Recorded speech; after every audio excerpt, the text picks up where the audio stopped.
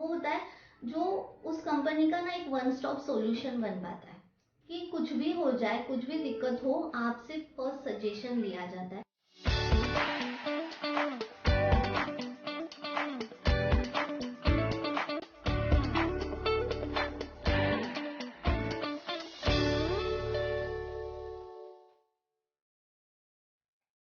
एक अच्छा अकाउंटेंट वही होता है जो अपनी अकाउंटिंग की जॉब को सिर्फ जॉब ना समझे, लेकिन उसे अपनी खुद की एक प्रैक्टिस समझ के उस कंपनी में अपने अकाउंटेंट का जो रोल है उसे अच्छे से निभाए। अब आप बोलोगे कि ऐसे कैसे हम कर सकते हैं। आज हम बात करेंगे कि एक अच्छा अकाउंटेंट, एक प्रोफेशनल अकाउंटेंट कैसे बन सकते हैं। उसके लिए आपको डेटा एंट्री आना और अच्छे से टैली यूज करने की जरूरत नहीं है, लेकिन एक अकाउंटेंट अच्छा वही बन सकता है, एक प्रोफेशनल अकाउंटेंट वही होता है जो अपने इस रेगुलर अकाउंटिंग वर्क के साथ साथ बाकी के भी इस जो कंपनी के रिलेटेड जो काम होते हैं उसमें भी ध्यान। अब आप बोलोगे कि अगर हम अकाउंटेंट है तो हम बाकी के काम कैसे करें, तो वो नहीं है। आपके अकाउंटिंग के एरिया में, आपके उस अकाउंट्स एंड फाइनेंस के डिपार्टमेंट में ही ऐसे काफी सारे काम होते हैं, ऐसे काफी सारे इंपॉर्टेंट चीजें होती है जो आपको रिकॉर्ड रखना, आपको मेंटेन करना मैंडेटरी होता है, या आपने वो एक आपकी रिस्पॉन्सिबिलिटी समझ के करना चाहिए। तो जो नंबर वन होता है कि ये कि आपको उस बिजनेस के रिलेटेड रिकॉर्ड्स को अच्छे से मेंटेन करना चाहिए। अब वो कौन से रिकॉर्ड्स होते हैं? नंबर वन, सारे इन्वॉइसेस, फिर उसमें सेल्स इन्वॉइस भी आ गए, आपके परचेस इन्वॉइसेस भी आ गए। इस इन्वॉइसेस के रिलेटेड अगर कुछ सपोर्टिव डॉक्यूमेंट्स की रिक्वायरमेंट है तो वो भी आ जाता है, जैसे कि डिलीवरी चालान, क्वांटिटी के डिटेल्स, या और भी कुछ उसके ई वे बिल, ई इन्वॉइस, अगर ऐसा कुछ भी है तो वो सारा आपको proper in soft and in hard copy दोनों में मेंटेन करना जरूरी होता है। फ्यूचर में अगर गलती से भी आपके इलेक्ट्रॉनिक्स आइटम को कुछ भी तकलीफ हो गई तो आपके पास में उसका हार्ड रिकॉर्ड्स होना जरूरी है। एंड कोशिश कीजिए हमेशा कि सारे इन्वॉइसेस आप जो भी मेंटेन करो वो ओरिजिनल हो, एंड उसकी एक जेरोक्स कॉपी भी होनी चाहिए।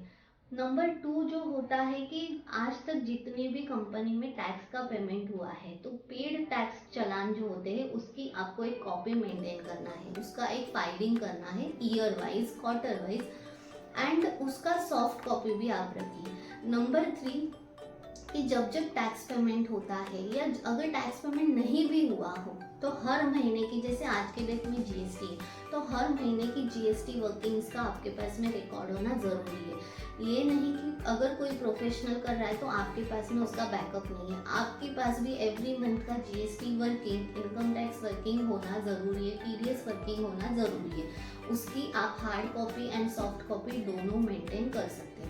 नंबर फोर, आज तक कंपनी के जितने भी ऑडिट्स फाइल हुए हैं, जितने भी रिटर्न्स गए हैं, उसका प्रॉपर सर्टिफाइड कॉपी होना जरूरी है।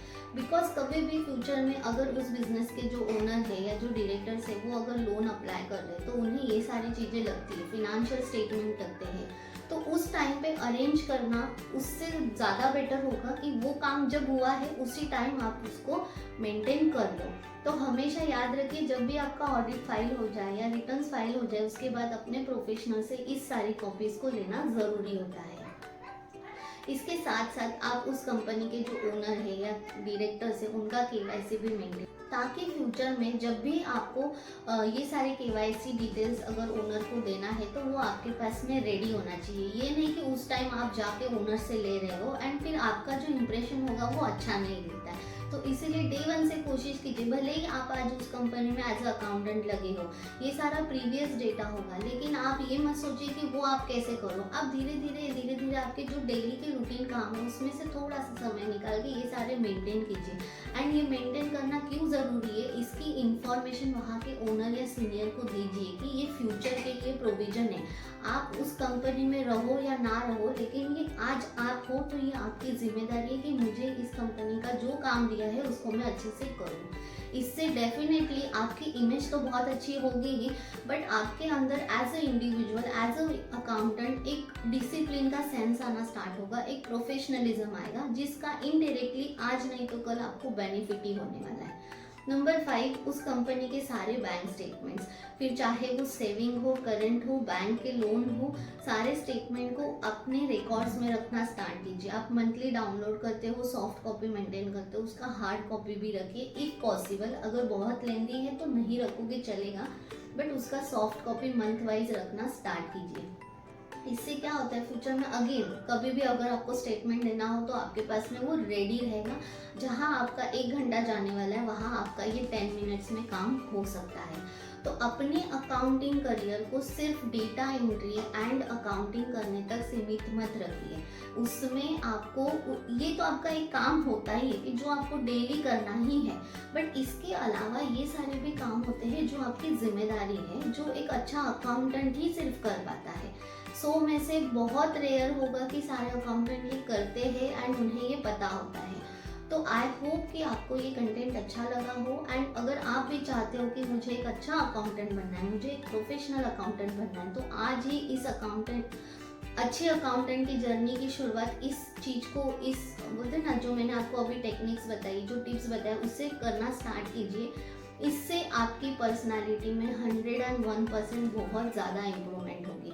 ये हर कोई नहीं बताता, ये ना ही हर एक बिजनेस ओनर आपको बताएगा, लेकिन end of the day her business owner की उम्मीद भी यही होती है कि उसका अकाउंटेंट जो है वो काम के साथ साथ ये सारे भी रिकॉर्ड्स रखे। अकाउंटेंट वो होता है जो उस कंपनी का ना एक वन स्टॉप सॉल्यूशन बन पाता है कि कुछ भी हो जाए, कुछ भी दिक्कत हो, आपसे फर्स्ट सजेशन लिया जाता है, आपसे फर्स्ट उस बारे में डिस्कस किया जाता है, बिकॉज आप सिर्फ अकाउंटेंट नहीं हो, आप उस कंपनी का फाइनेंस हैंडल कर रहे हो। एंड जहाँ बात फाइनेंस की आ जाती, जहाँ बात कैश एंड बैंक की आ जाती, आप ही सोचिए आप कितने इंपॉर्टेंट पर्सन हो कि आप एक बिजनेस का फंड को हैंडल कर रहे हो। तो हर एक डिसीजन आपको लेके ही किए जाते हैं, आपसे बात करके ही किए जाते हैं। तो आपको नहीं लगता कि आपकी ये जिम्मेदारी बनती है कि उसको और अच्छे से निभाए।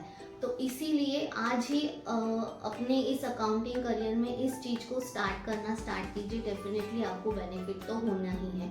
एंड इस कंटेंट को आपके कांटेक्ट में, आपके फ्रेंड्स में, आपके रिलेटिव्स में ज़्यादा से ज़्यादा शेयर कीजिए, ताकि उन्हें भी पता चले कि एक अच्छा अकाउंटेंट हम कैसे बन सकते हैं। एंड जो ये सोच रहे हैं कि मुझे मेरा अकाउंटिंग में करियर करना है, वो डे 1 से ही ऐसी प्रैक्टिस कर सकते हैं। होप आपको ये कंटेंट अच्छा लगा हो, एंड ऐसे ही और कंटेंट के लिए हमारे चैनल एंड पेज को फॉलो एंड सब्सक्राइब कीजिए। Thank you. नमस्ते।